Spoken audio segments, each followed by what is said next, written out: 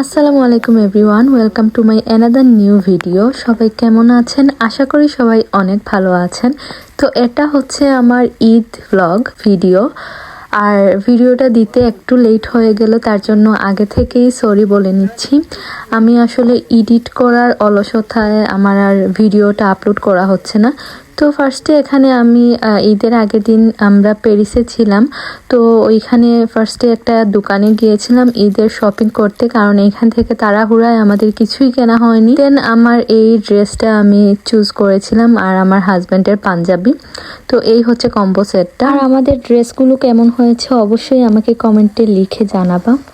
আর এটা আমার চাচা শ্বশুর আর শাশুড়ি আমাদের গিফট করেছিলেন। দেন আমরা ঈদের দিন সকালে এই তো চলে গিয়েছিলাম, এখানে একটা ঈদ গেট টুগেদার ছিল বাঙালিদের, তো ওইখানেই গিয়েছিলাম ফার্স্টে। দেন ওইখানে আমরা কিছু সময় টাইম স্পেন্ড করে আমরা গিয়েছিলাম মিউজিয়ামে। আসলে এইবারের ঈদ প্যারিসে করার আমাদের কোনো প্ল্যানিংই ছিল না। ঈদের আগের দিন আমরা জাস্ট প্ল্যান করি যে আমরা প্যারিসে ঈদ করব। দেন আমরা তাড়াহুড়ো করে টিকিট কেটে আমরা প্যারিসে যাই। আমাদের খুব বিজি একটা শিডিউল ছিল মার্চ মাসে, তাই আমরা কোনো প্ল্যানই ছিল না যে এইবার ঈদটা আমরা প্যারিসে গিয়ে করব। কিন্তু ওই যে একটা কথা আছে যে আল্লাহ যা প্ল্যান করে রাখেন তাই হয়, আমাদের প্ল্যানে তো আসলে কিছুই হবে না। তো আমরা সেভাবে কোনো কিছু প্ল্যান করিও না, কারণ আমরা জানি স্পেশালি আমি এটা খুবই বিলিভ করি যে প্ল্যান করে আমার লাইফে কিছুই হয় নাই।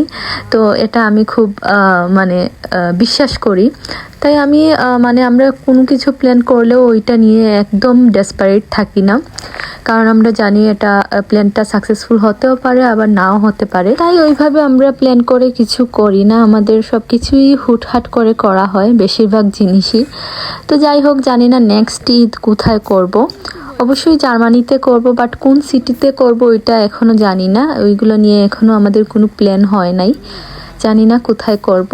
যাই যেখানেই করি আপনাদের সাথে তো অবশ্যই আমি ভিডিও শেয়ার করার চেষ্টা করব, কারণ আমি ওই যে বললাম না, প্ল্যান করে কিছুই হয় না। আমি অনেক প্রপার একটা ভিডিও আমি চেয়েছিলাম যে আপলোড করব ঈদের, বাট ওইটাও কতটুকু প্রপার হয়েছে আমি আসলে জানি না, কারণ ওইভাবে আসলে ফ্যামিলির সাথে থাকলে ওইভাবে ভিডিও করা ওইগুলো আসলে হয়ে ওঠে না, কারণ ওই যে একটা নিজেদের একটা টাইম স্পেন্ড করার কিছু মোমেন্টস, ওইগুলো সব কিছু তো আর ক্যামেরাবন্দি করা যায় না।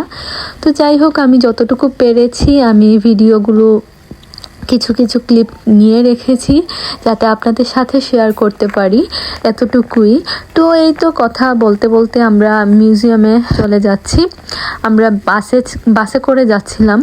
তো এই যে আমি আশেপাশের ভিউগুলো আমি কিছু ক্যাপচার করছিলাম যাতে আমি ভিডিওতে অ্যাড করতে পারি। আর আমার আইফোনের স্টোরেজ নিয়ে এতটা প্রবলেম হচ্ছিল যে আমি যে ভালো করে কয়েকটা ভিডিও করব, কয়েকটা ছবি তুলবো, কিছুই হচ্ছিল না, বারবার স্টোরেজ ফুল হয়ে যাচ্ছিল। তো কিছু ভিডিও কিছু ফটোজ ডিলিট করে করে আমাকে এইভাবে ক্লিপগুলো নিতে হয়েছে। আমরা খুব অল্প সময়ের জন্য গিয়েছিলাম প্যারিসে, কারণ আমাদের বলেইছি আগে যে আমাদের মার্চ মাসে আমাদের শিডিউলটা খুবই বিজি একটা শিডিউল ছিল। তো ওইভাবে আমাদের কোথাও কোনো প্লেসে ভালো করে ঘোরা হয় নাই। আইফেল টাওয়ারে আমরা আগে অনেকবার গিয়েছি, তাই এইবার আর আইফেল টাওয়ারে ওইখানে যাই নাই। আমরা আরও কিছু জায়গা এক্সপ্লোর করলাম নতুন নতুন, বেশ ভালোই লেগেছে। আর নিজের মানুষদের সাথে ঘোরা, খাওয়া দাওয়া এইসবের মজাটাই অন্যরকম। আমাদের খুব ভালো একটা টাইম আমরা স্পেন্ড করেছি। আর সব কিছু তো ক্যামেরাতে দেখানো যায় না, সব জিনিস শেয়ার করা যায় না। তো যতটুকু পেরেছি আমি শেয়ার করেছি।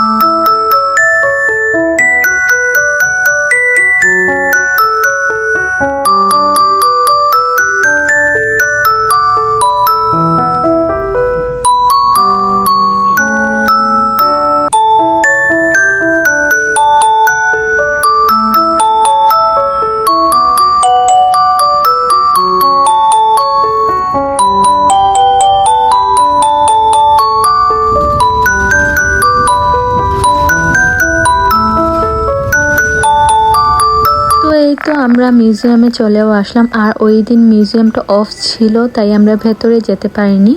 ভেতরে টিকিট করে যেতে হয়। তো মিউজিয়ামের ভেতরটা আমি আপনাদের সাথে শেয়ার করতে পারলাম না। আর এটা হচ্ছে মিউজিয়ামের এন্ট্রান্সটা। অনেক সুন্দর একটা মিউজিয়াম, আমার অনেকই ভালো লেগেছে। আর এই যে দেখেন কত সুন্দর সুন্দর মানে ভিউ এখানকার। আর এখানে একটা জায়গা আছে যে মরুভূমির মতো বালু উড়ে, তো ওই জায়গাটা আমার খুবই বিরক্ত লেগেছে, কারণ ওই দিন অতিরিক্ত বাতাস ছিল আর বাতাসের কারণে বালুগুলো চোখে মুখে যাচ্ছিল, এরকম একটা অবস্থা। এই যে এই প্লেসটার কথাই আমি এতক্ষণ বলছিলাম। তারপরে এই তো আমরা অনেকগুলো ছবি তুলে ফেললাম, আমি আর আমার বর। দেন আমরা ওইখানে ঘোরা টুরা শেষে আমরা পার্কে চলে আসি। এই পার্কে এসে আমরা আমাদের লাঞ্চটা করে ফেলি। এই পার্কটা বিশাল একটা পার্ক ছিল। আমরা মনে হয় এই পার্কের 5 ভাগের 1 ভাগের অর্ধেকও আমরা ঘুরে দেখে শেষ করতে পারি নাই, এত বড় পার্ক ছিল। আর অনেক সুন্দর সুন্দর জায়গা ছিল ছবি তোলার মতো, দেন ভিডিও করার মতো। যদিও আমি ভালো করে ভিডিও ছবি কিছুই তুলতে পারি নাই, ওই যে বললাম আমার স্টোরেজের প্রবলেম ছিল। তাও যতটুকু পেরেছি আমি ছবি তুলেছি, ভিডিও করেছি। কিন্তু এত সুন্দর, আমি মানে জায়গাটা দেখবো না ভিডিও করব, ওইটাই আমি কনফিউজড ছিলাম। এত সুন্দর সুন্দর জায়গা ছিল আর ভিডিও করে রাখলাম, কারণ এগুলো স্মৃতি হিসেবে আমার চ্যানেলে থেকে যাবে। পরে আমরা কোনো সময় এই ভিডিওগুলো দেখবো। এত সুন্দর সুন্দর ভিউ দেখলে আসলে মনটা এমনিতেই ভালো হয়ে যায়। তারপরে এই তো আমরা খাওয়া দাওয়া করতে বসে গেলাম। আমরা এখানে সবকিছু নিয়ে এসেছিলাম বাসা থেকেই, মানে এখানেই আমাদের খাওয়ার প্ল্যান ছিল। চারপাশে এত সুন্দর ভিউ আর খোলা মাঠের মধ্যে খোলা আকাশের নিচে বসে খেতে যে কি পরিমাণ ভালো লাগছিল এটা আসলে আমি বুঝাতে পারবো না। আর এই যে দেখেন আশেপাশের ভিউটা, মানে যেদিকেই চোখ যাচ্ছিল অনেক সুন্দর সুন্দর সিনারিও আমরা দেখতে পাচ্ছিলাম। আর আমি কিছু কিছু ক্লিপ আমি ভিডিও করে রেখেছি যাতে আমি পরেও এগুলো দেখতে পারি। আর এইখানকার পানিটা দেখুন, মানে কি বলবো, পানির কালারটা একটু দেখুন, মানে কতটা সুন্দর লাগছে। ক্যামেরাতে কতটা সুন্দর বোঝা যাচ্ছে আমি জানি না, বাট রিয়েল চোখে দেখতে যে কি পরিমাণ সুন্দর সেটা আসলে আমি যতই বলবো ততই কম হবে। তো পার্কটা অনেক সুন্দর ছিল। আমরা প্রায় 4 ঘন্টার মতোই পার্কে ছিলাম।